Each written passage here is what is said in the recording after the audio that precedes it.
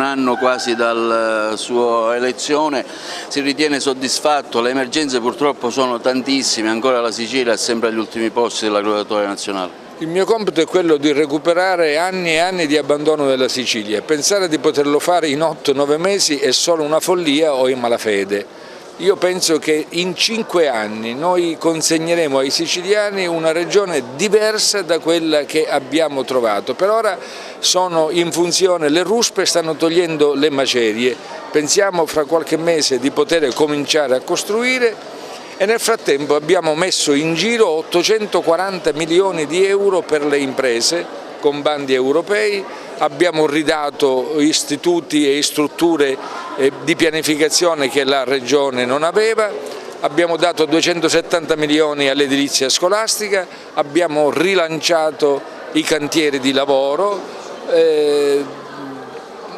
140 milioni per le imprese che vogliono andare all'estero.